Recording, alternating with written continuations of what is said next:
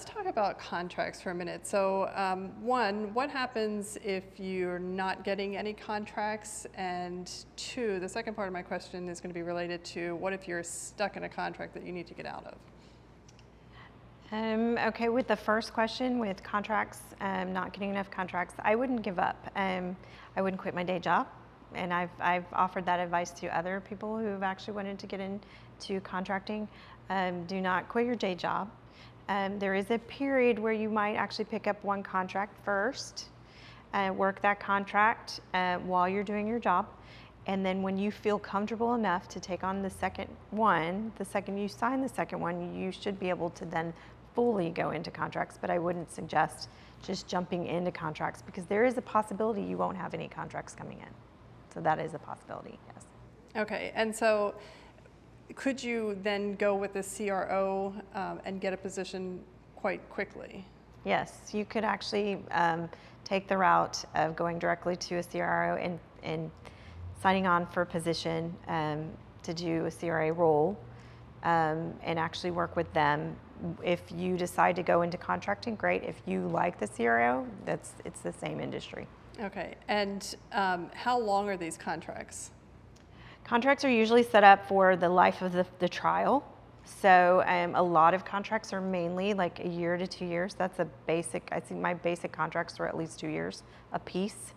It's very lengthy on starting a clinical trial and enrollment and them running it for a while. It goes really quick, but you have a guarantee for at least 2 years. Okay, and is that full-time work or is there part-time work for it? Each contract has amount of hours that they want to be able to hire you for, and you have to stay within those hours per contract. Sometimes it'll be full-time, sometimes it'll be part-time. Like they might just hire you on for 20 hours or maybe 10 hours a week, just helping them with their study. So it depends on the contracts. That's where it benefits from picking up more than one contract. Okay. Yeah. So that's possible. You could have multiple contracts at any given time. Yes, that is correct. Okay. So what if you're in a contract, let's say you're in a part-time contract and a full-time contract comes along and you want to get out of that part-time contract. Is that possible? Can you break those contracts and does that burn any bridges? That's a very good question, actually.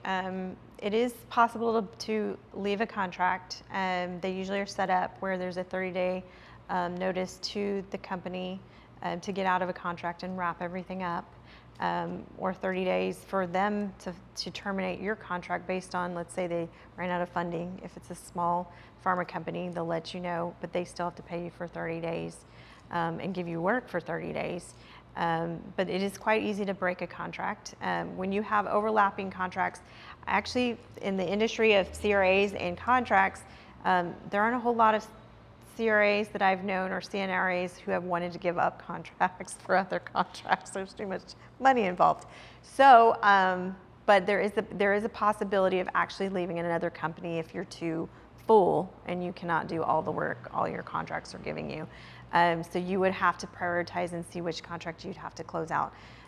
In regards to it tarnishing you, as long as you follow the contract guidelines, it doesn't tarnish you. It actually keeps you quite professional. And you're able to leave that contract and move on to other ones. They remember you if you do it the right way. If you just get out of a contract and do not do what is legal according to what's set up, then that will actually tarnish your professional reputation. Okay, and is it a small enough community that once you start burning bridges, it's over?